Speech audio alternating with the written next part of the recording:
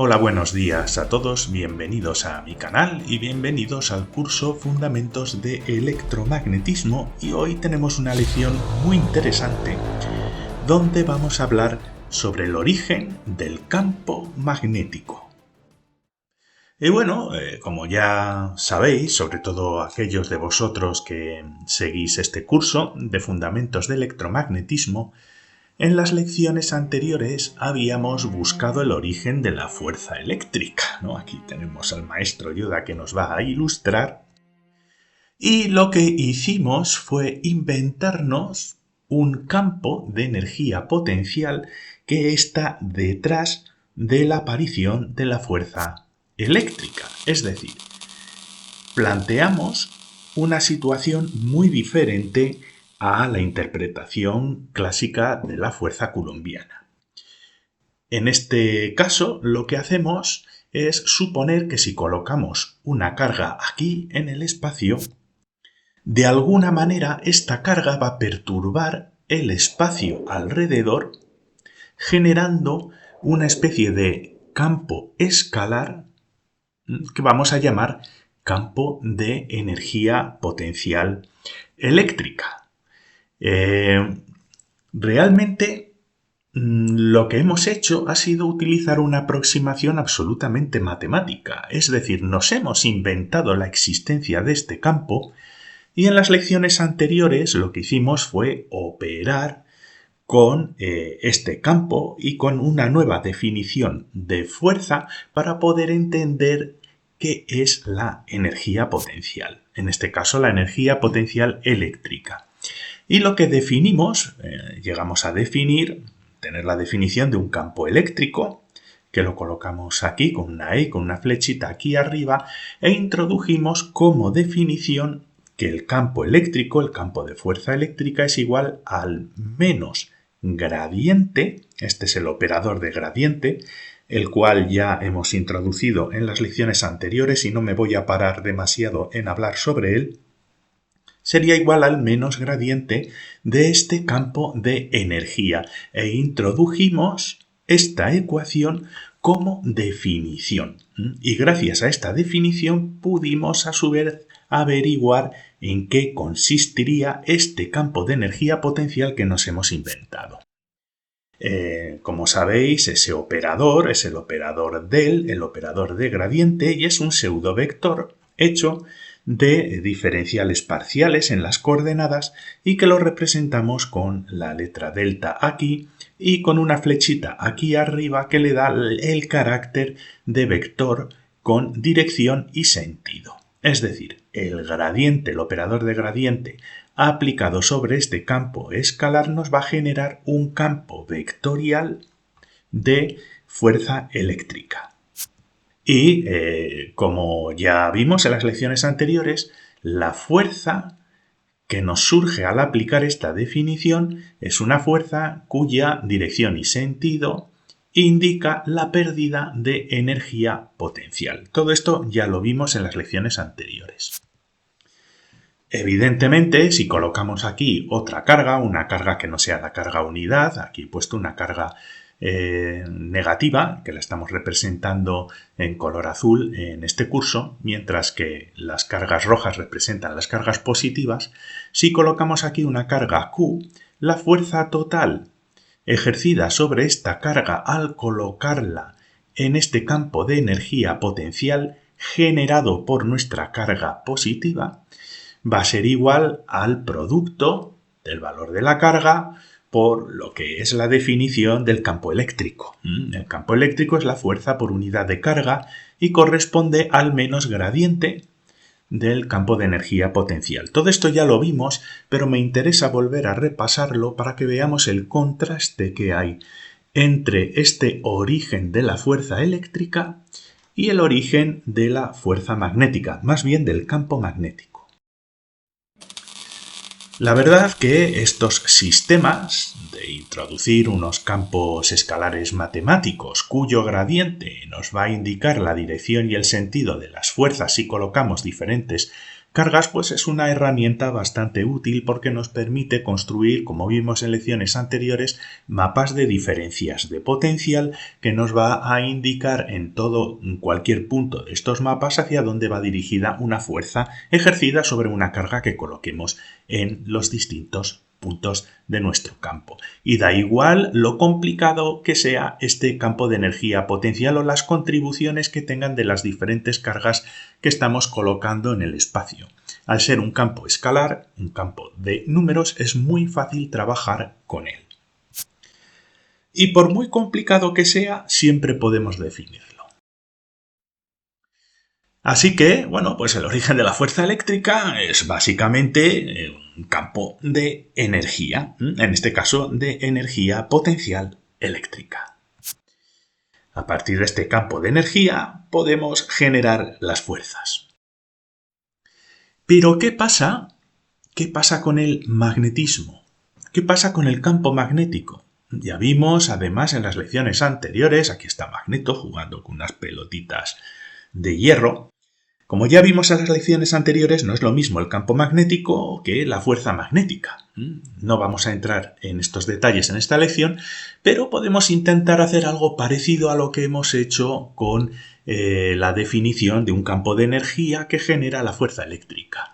Podemos definir otro campo de energía magnética, digámoslo así, que origina el magnetismo. Vamos a verlo. Al final veremos que no es posible, pero encontraremos una solución muy original que va a tener unas consecuencias radicales en cuanto a la unificación del electromagnetismo y sobre todo a la aplicación en física relativista. Vamos a suponer que podemos. De acuerdo, vamos a imaginarnos por un instante que si colocamos aquí un imán, con su polo norte y su polo sur, nos va a perturbar el espacio introduciendo un campo de energía escalar. ¿De acuerdo? Un campo de números, un campo de energía y de una manera análoga a como hicimos con el campo eléctrico, pues vamos a ver si podemos hacer lo mismo con el campo magnético.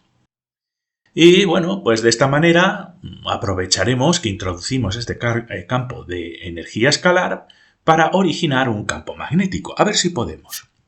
Y lo que vamos a hacer pues es lo que hemos hecho para el campo eléctrico. Vamos a intentar generarlo como el gradiente de un campo escalar.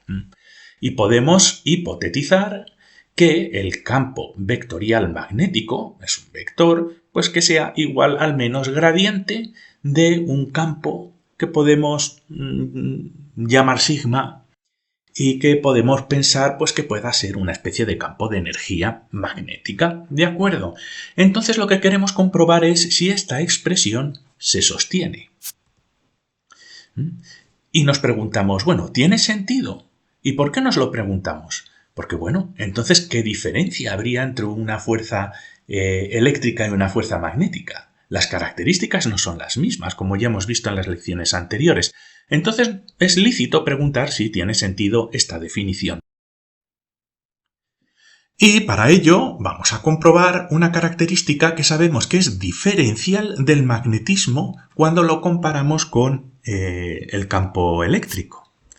¿Y qué es lo que sucede? Como vimos en las lecciones anteriores, y es la primera ley de Maxwell, la divergencia del campo eléctrico corresponde a la densidad de carga, dividido epsilon sub 0, que al final no deja de ser más que una constante. ¿De acuerdo?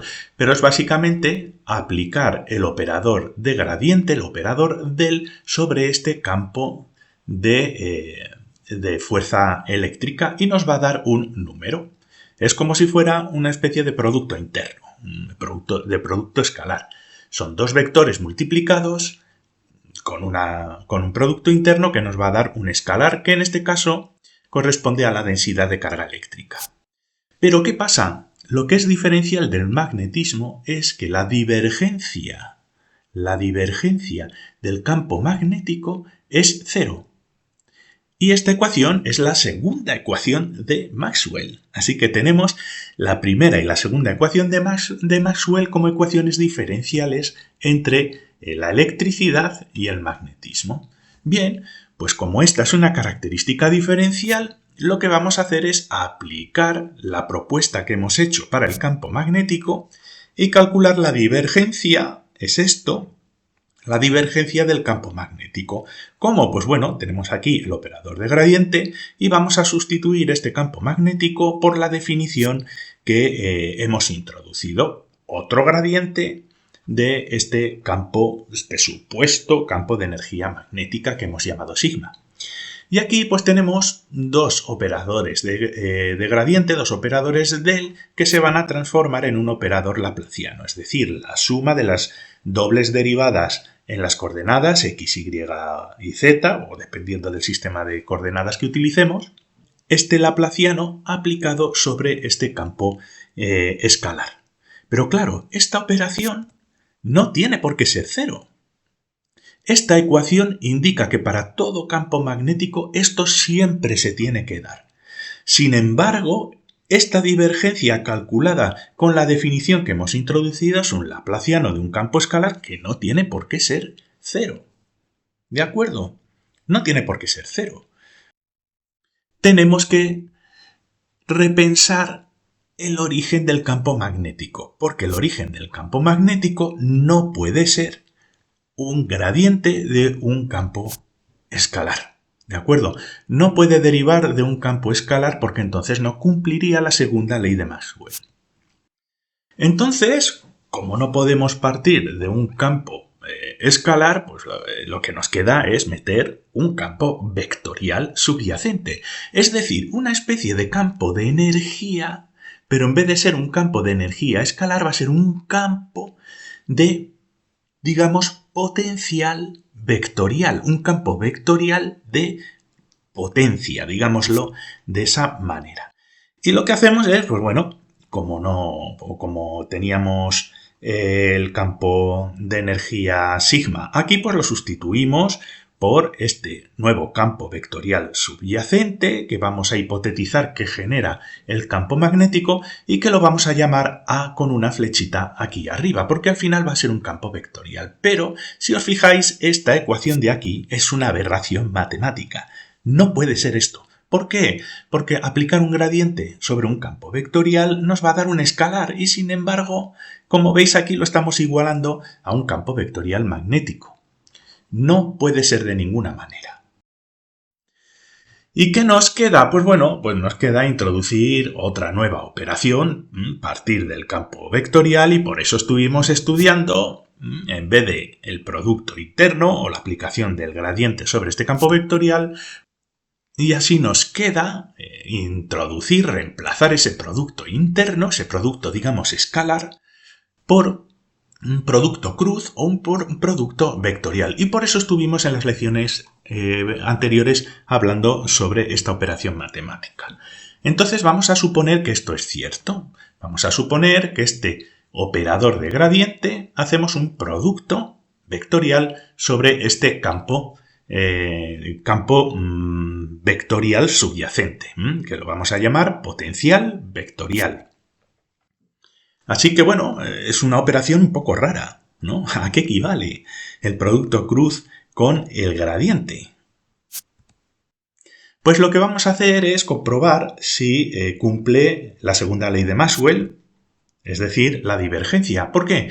Porque la divergencia del campo magnético debería ser cero. La divergencia equivale al operador de gradiente que lo vamos a aplicar sobre nuestra nueva definición, ¿de acuerdo? Sobre nuestra nueva definición del origen del campo magnético, ¿vale?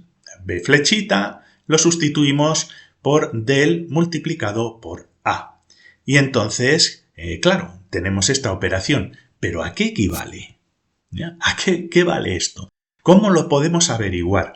Pues bueno, no es difícil hacer una demostración ortodoxa, pero yo voy a hacerla un poquito más intuitiva. Pues vamos a intentar averiguarlo de una manera sencilla. Queremos calcular esta operación y esta operación, pues claro, este operador pseudovector de gradiente, pues es difícil de imaginar. Entonces lo que vamos a hacer es simplemente vamos a cambiar la nomenclatura. En vez de poner una delta aquí, pues lo vamos a sustituir como si fuera un vector normal y corriente. Ya no va a ser un pseudovector, pero va a ser un vector, que es más o menos similar a la estructura de la operación, pues no va a cambiar. Y por lo tanto, en vez de este delta, introducimos el vector v, multiplicado con un producto cruz con este potencial vectorial, porque no es energía, ¿de acuerdo? Es un campo vectorial, y a su vez esto lo vamos a multiplicar con el propio vector v que nos ha reemplazado a esa delta, a ese operador pseudovector de gradiente. Y bueno, pues vamos a representar esta operación de forma gráfica. Imaginémonos que aquí tenemos la dirección del vector a, y esta es la dirección y el sentido del vector v. Y ambos vectores nos forman un plano. Y como vosotros sabéis, el producto cruz entre un vector con otro da como resultado otro vector cuya dirección es perpendicular al plano que forman los vectores, en este caso a y v. Esto de aquí sería nuestro vector. Da igual que vaya para arriba o da igual que vaya para abajo. ¿De acuerdo? Ese es el resultado del producto cruz. Y lo sustituimos aquí. Lo hemos llamado P de producto. Le hemos puesto una flechita porque el resultado es un vector. Bien, y ahora lo que nos queda es multiplicar v por p, pero esta vez utilizando una multiplicación escalar, un producto interno. ¿Y en qué consiste? Pues bueno, el tamaño de v por el tamaño de p por el coseno del ángulo que forman, en este caso v y p. ¿Qué ángulo forman? 90 grados. 90 grados. El coseno de 90 grados es 0. Y por lo tanto, si partimos de la definición del campo magnético como ese producto cruz entre el operador de gradiente y un operador y un campo vectorial que llamamos A, ¿de acuerdo? Y que lo vamos a bautizar como potencial vectorial, siempre nos va a dar 0 cumpliendo la segunda ecuación de Maxwell. Así que ahora tenemos una definición de ese origen del campo magnético a partir de ese campo de potencial vectorial que se ajusta al resultado de la divergencia. Y sería esta operación que veis aquí. A esta operación, el producto cruz entre el operador de gradiente y este campo vectorial se le llama rotacional. ¿De acuerdo? Es el rotacional de un campo vectorial. Esta operación se llama rotacional porque el resultado asemeja a realizar una especie de rotación, porque bueno, al final es un producto cruz y está asociado con rotaciones de este campo, de un campo vectorial, el rotacional. Además, hemos descubierto que la divergencia de un rotacional, de esta operación, de un campo vectorial surgido de un rotacional, es 0, y esto supone un teorema, donde en ese teorema se demuestra que la divergencia de un rotacional es siempre 0. Y es algo que conviene recordar porque nos va a aparecer en muchas ramas de la física. Y al campo vectorial que nos va a dar origen a nuestro campo magnético, lo vamos a llamar el potencial vectorial. Y se llama así porque no es un campo de energía potencial, pero es un campo de vectores potenciales. Es como una especie, no de energía, porque no es un escalar, pero actúa como una especie de potencial que nos va a generar el campo magnético. El potencial vectorial hay que tener en cuenta que no es un campo físico, sino matemático. No podemos medir el potencial vectorial, ¿de acuerdo? Y además va a cumplir ciertas propiedades que son interesantes desde el punto de vista matemático y que da flexibilidad a la resolución de los problemas de electromagnetismo. Pero el potencial vectorial no es el campo magnético. El campo magnético lo podemos medir. El potencial vectorial no. Es el resultado, es un campo matemático, un campo vectorial matemático, resultado en el cual si aplicamos el rotacional, pues nos da como resultado nuestro campo magnético. Y esto lo podemos representar en notación tensorial, tal y como lo hemos hecho en las lecciones anteriores, de diversas maneras. Esta es una ecuación más vectorial para aquellos que os guste esta representación, y esta es la representación con cálculo tensorial, donde tenemos aquí los componentes y la tina del campo magnético. Si es igual a 1 estaríamos hablando del componente X, si es igual a 2 estaríamos hablando del componente Y, si es igual a 3 estaríamos hablando del componente Z.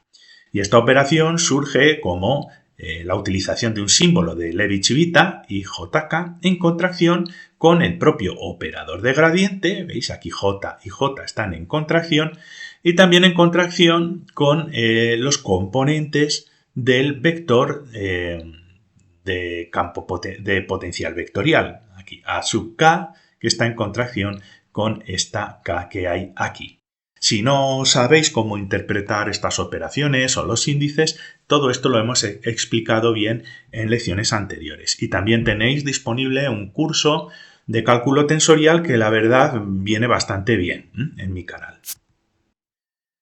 Este simbolito delta muchas veces lo veréis sustituido simplemente por el símbolo de la derivada parcial en las coordenadas j, que es una manera simplificada de representarlo. Pero realmente lo que esconde es eso, la derivación de los componentes del potencial vectorial por las coordenadas x, j. Ya sabéis, si j es igual a 1 es x, si j es igual a 2 es y, si j es igual a 3 es z. Y esta es una buena manera muy sencilla de poder calcular los componentes del vector de campo magnético a partir de los componentes del potencial vectorial. El campo magnético sí que es un campo físico, porque lo podemos medir, o sea, una brújula te lo va a medir, por poner un ejemplo. Pero recordad que el potencial vectorial no, es un campo matemático. Vamos ahora a calcular los componentes del campo magnético a partir del potencial vectorial, simplemente para practicar un poquito. Tenemos aquí nuestra fórmula. Y si queremos calcular el componente en la coordenada z, y tendría que ser en este caso igual a 3, y colocamos la y latina aquí también 3. Y obtenemos ahora una contracción entre los índices j y k, y ya sabéis que esta contracción implica un sumatorio. Y lo que vamos a hacer es desarrollar el sumatorio en los índices j.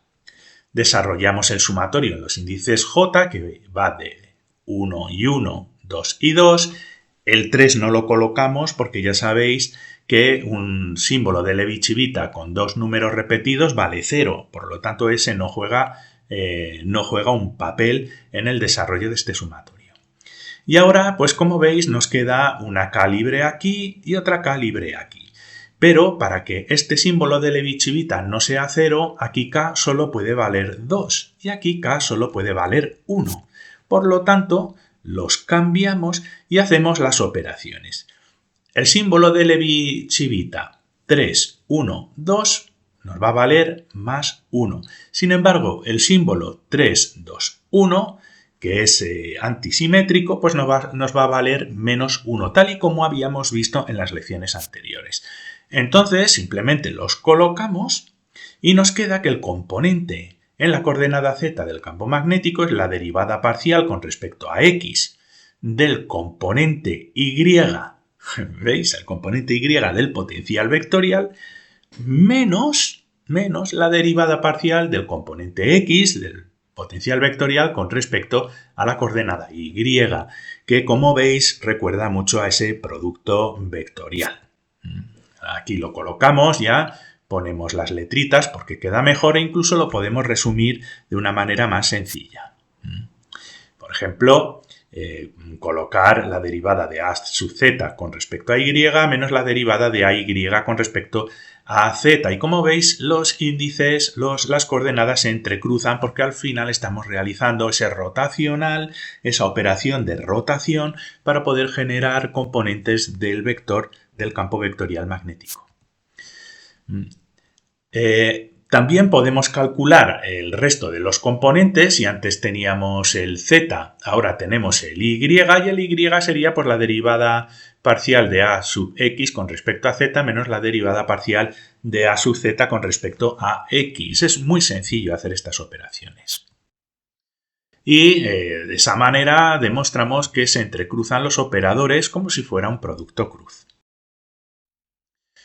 Un truquillo, simplemente para que lo sepáis, es, por ejemplo, aquí tenemos el recordatorio de las operaciones que hemos hecho en la diapositiva anterior para que las tengáis claras y fijaos, x, z, y z, y, x, z, z, x, y z, y, x, e y. Y como veis van ciclando, fijaos, de x pasa a y, de y pasa a z. De z pasa a x, de x pasa a y. De y pasa a z, de z pasa a x. Y lo mismo con las derivadas. De y pasa a z, de z a x. Van ciclando las coordenadas de esa forma. Y por lo tanto, con que recordéis solo una de las relaciones, podéis sacar el resto sin necesidad de hacer cálculos matemáticos. Esta también es una manera muy sencilla de representar esas derivadas parciales y no poner pues denominadores, ¿no? Pues la derivada parcial con respecto a la coordenada x ponemos el símbolo de derivada parcial x sobre el componente a y. Y además es mucho más fácil ver cómo se entrecruzan las coordenadas en la derivada y en los componentes de vector. XY, YX, ZX, XZ, YZ, ZY. ¿Y qué arreglamos con esto? ¿Qué sentido tiene introducir un nuevo campo vectorial? O sea, si ya teníamos el campo magnético, que es un campo vectorial, ¿para qué necesitamos introducir otro campo vectorial que esté por encima de ese campo magnético, ¿no? No parecería tener sentido. Pero eso nos va a permitir unificar el electromagnetismo, como iremos viendo en las lecciones posteriores. Nos va a permitir generar una formulación lagrangiana del electromagnetismo, que eso lo definiremos en las lecciones posteriores, donde lo que obtendremos será una fórmula, una ecuación, que nos va a generar todas las ecuaciones del electromagnetismo a partir de una ecuación generadora. A eso se le llama como formulación lagrangiana. Yo también os aconsejo haber visualizado el curso de física postnewtoniana que tenéis en mi canal antes que este, donde hablamos de la mecánica lagrangiana.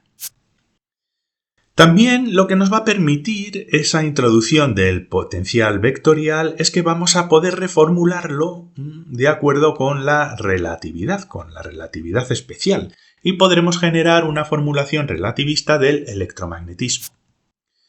Y además eso va a permitir que generemos un nuevo objeto matemático a partir de este potencial vectorial que va a ser el origen único simultáneamente de la electricidad y el magnetismo. Y finalmente, algo que es importantísimo, la introducción de este concepto de potencial vectorial va a hacer que nos aparezca por primera vez aquí en este curso una propiedad importantísima en física de campos que se conoce como simetría gauge. ¿De acuerdo? Se escribe gauge, se dice gauge. Aparecerá la simetría gauge, que es un principio fundamental de la física moderna. Espero que os haya gustado. Os dejo aquí un enlace al curso en general y otra lección de vuestro interés. Muchas gracias y hasta la siguiente lección.